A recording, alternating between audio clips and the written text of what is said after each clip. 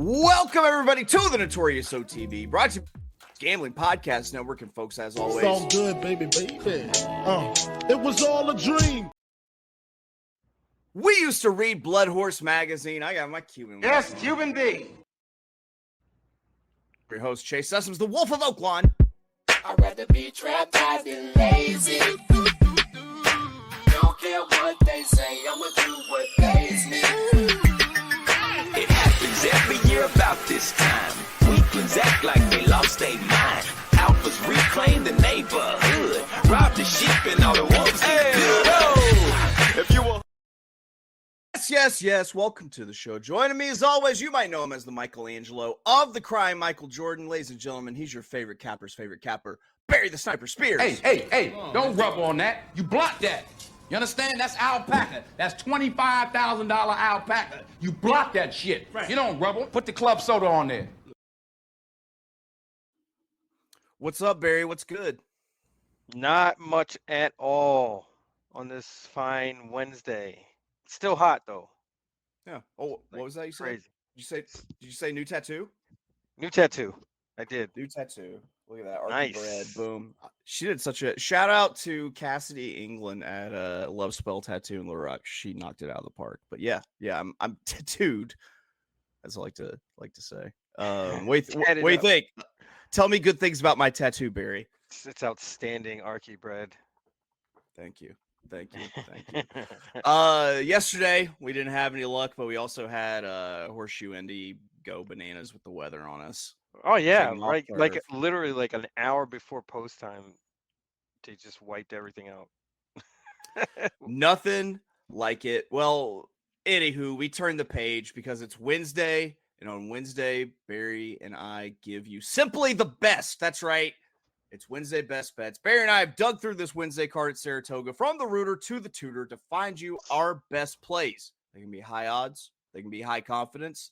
They're probably a little bit of both. So we're going to be talking about Saratoga this Wednesday, today, the 13th of August, year of our Lord 2025. Post time for this card is going to be 1:10 p.m. Eastern, kicking it off with the hurdle race. Then 12:10 p.m. God's time, 10:10 a.m. Pacific time. On the Pacific Coast. And Barry, the only other note I have is let's make that cash money. You're leading us off today because that's how numbers work. With race 7, 6.5 furlongs. Was it 170? No, $17.5 thousand. Not emergency lifetime on the dirt. What are you doing here? Excuse me. Well, I thought this race was a little interesting from the standpoint of the favorite, Melly Mel, the 7. Doesn't have much speed and is kind of parked on the outside.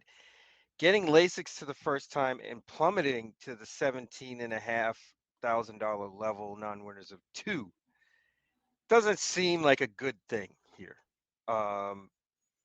Being on the outside with a horse on outside of that one that's faster in Spirit of Esther, I think it might be a little bit problematic for Melly Mel, especially 6-5 on the morning line. We're going to look elsewhere. I went to number 2, Our Lady of Peace. I like what this horse has done so far, albeit a lot of it on the synthetic. The last time, July 5th, this horse ran in the mud, ran pretty good as the favorite. Got beat by Just Philly that day. But for the first run on the dirt, it wasn't that bad. In comparison to everybody else, it stacks up pretty good in this race. I think Safi has the right level for this horse up at Saratoga.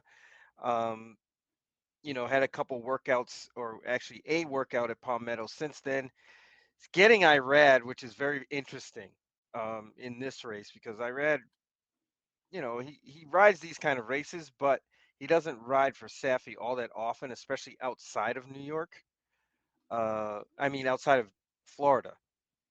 So, but when they do get together, they win quite a bit. I think they're around like 27-ish%.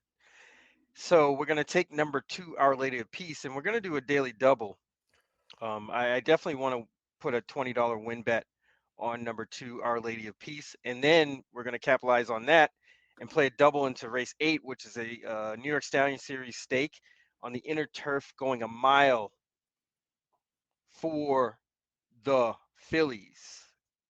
Now, in this race, I thought the 1 was kind of a standout, Disco Star. We're going to use that horse. Probably going to get a lot of pace to run into. Seems to be the best of these, has run very well in these sort of races in the past.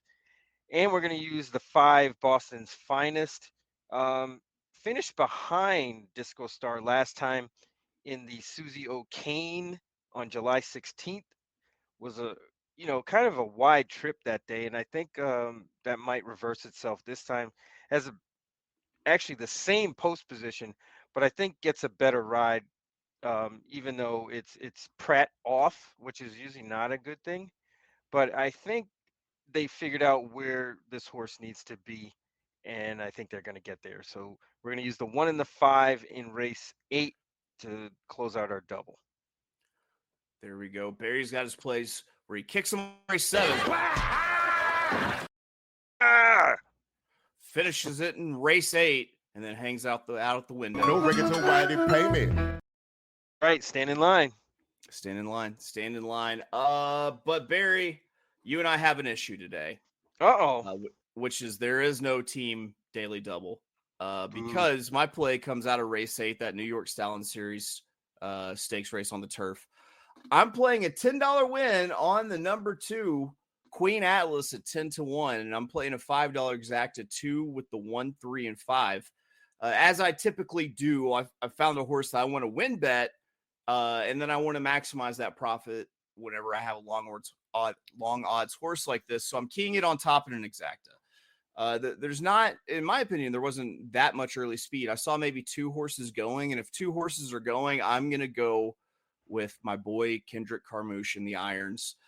He's in for this race for William Morey, and I always like wagering on Gator when he has a horse that needs to be forward like Queen Atlas looks like she does.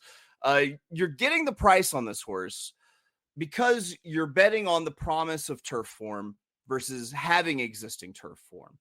This one made its career debut on firm turf last out, second off of the layoff, and I think another race on grass, as well as being third off the layoff, will work out well for Queen Atlas. And I love seeing the long leg stretching 5 furlong workout she put on the work tab last time. I think this one is ready to run today. I don't think they would have spotted it up in this out of $35,000 open company back into a state-bred stakes race. I didn't use it. I'm going to find it.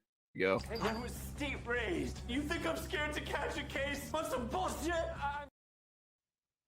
Now, underneath, I am using the 2 horses you mentioned, the 1 Disco Star 5-2, and then the 5 Boston's Finest at 5-1. I'm also including the number 3 Trail of Gold at 4-1 because I think that these are the horses that are going to be kind of moving fast late. So a $10 win on the number 2 Queen Atlas, then a $5 exacta 2 with the 1, 3, 5. Barry, how do you feel about wrapping up picks? I feel that we must do this. Get it. All right, so we're going race 7, $20 to win on number 2, Our Lady Peace. And we're going $10 doubles, Our Lady Peace, with the 1 Disco Star and the 5 Boston Finest in race 8. And when you make these $40 worth of bets, stand in line because you're going to cash. Unfortunately, that hurts Wolfie's picks, but it happens. All right. We made it back. I made it back at least. Barry, he's gone. All right. So recapping for Barry, race 7, $20 win on the number 2 and a race 7, race 8, $5 daily double 2 with the 1-5. For me, my Wednesday best bet for Saratoga comes out of race 8. It's a $10 win on the number 2 and a $5 exacta 2 with the 1-3-5. What can I say other than me and Barry are battling? You want to see me kick some ass? I know fucking karate. You want to fucking All right, that's mercifully going to do it for us here at the Notorious OTB, brought to you by the Sports Gambling Podcast Network. We will be back tomorrow with our big show Thursday, 2 p.m. Eastern, 1 p.m. God's time. We're going to be talking about the Saratoga, Alabama card, of course. So we will see you then with more Notorious OTB, brought to you by the Sports Gambling Podcast Network. Let me find a clip to ride out on, and then we will see you tomorrow. 13,000 cigarettes, preferably 6,000 of those non-menthol, and then